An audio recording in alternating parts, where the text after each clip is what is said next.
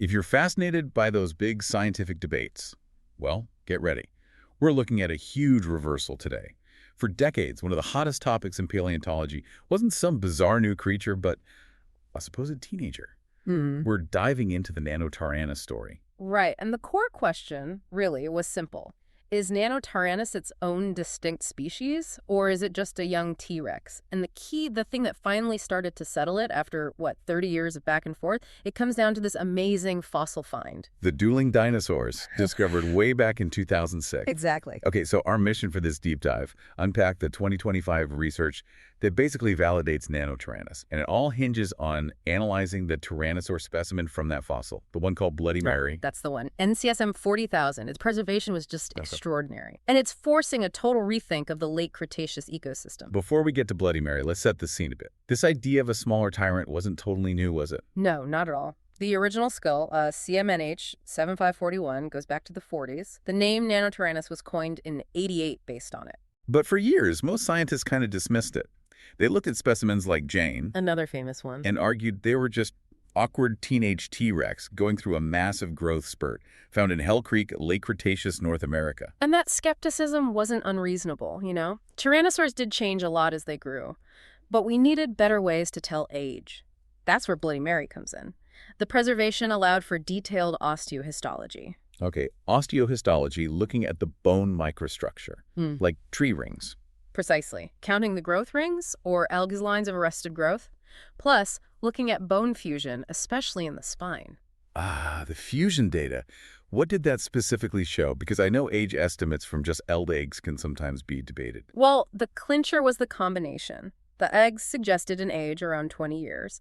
But crucially, the spinal vertebrae were fully fused, skull sutures closed. These are signs of skeletal maturity. The animal was done growing, or very nearly so. 20 years old and finished growing. But how big was it? Tiny, compared to T-Rex anyway. The estimate is around 704 kilograms, maybe 1,550 pounds. Okay, hold on. 704 kilos. An adult T-Rex is pushing what, 8,000 kilos? 8 metric tons or more. Easily. So this mature Nanotyrannus is only about maybe 15% the mass of an adult T-Rex. That size difference alone is pretty staggering. But the argument wasn't just size, it was specific anatomy, right? Things that shouldn't change that much during growth. Exactly. The 2025 paper hammered this home. Features fixed early on, like the teeth count. Nanotyrannus had more teeth, 14 to 15 in the upper jaw, 16 to 18 in the lower. T-Rex has fewer, 11 to 12 up top, 11 to 14 below. That's a fundamental difference. Suggests a different diet or feeding style, maybe. Very likely. And it wasn't just teeth. The study noted proportionally larger hands and arms on Nanotyrannus. Which is the opposite of T-Rex with its famously tiny arms. Right. Also, fewer tail vertebrae in Nanotyrannus and distinct patterns for nerves and sinuses in the skull. It's just biologically inconsistent with being a young T-Rex. So if these weren't teenage T-Rex, what does that do to all the studies using them to model T-Rex growth? It means those models were flawed.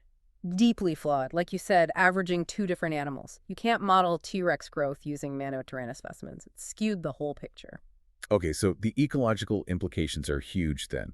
We used to think young T-Rex filled that medium predator niche. Right, the niche below the giant adult T-Rex. But now we have two distinct tyrannosaurs in Hell Creek. The massive T-Rex and the smaller, probably faster, more agile Nanotyrannus. Exactly. A much richer, more complex predator dynamic than we assumed. Two top predators, possibly partitioning resources somehow. And the paper even hinted there might be more diversity? Something about the Jane specimen? Yes. They pointed out some subtle but consistent differences between Bloody Mary and Jane. Enough that they proposed Jane might even be a second species of Nanotyrannus.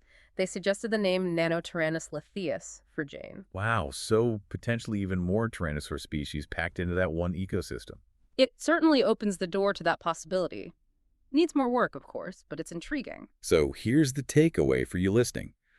If the most famous teenage dinosaur turns out to be a whole separate adult species, that makes you wonder, doesn't it? What other fossils labeled as juveniles in museum drawers might actually be distinct species just waiting for a closer look? It's a good question. It highlights how much we're still learning, even about well-studied formations. Definitely something to mull over. This deep dive is sponsored by embersilk.com. Need help with AI education or integration? Check out Embersilk. That's embersilk.com. If you enjoyed this look at how science corrects itself and maybe the end of the teenage T-Rex, please subscribe to the show. Hey, leave us a 5-star review if you can. It really does help get the word out. Thanks for tuning in.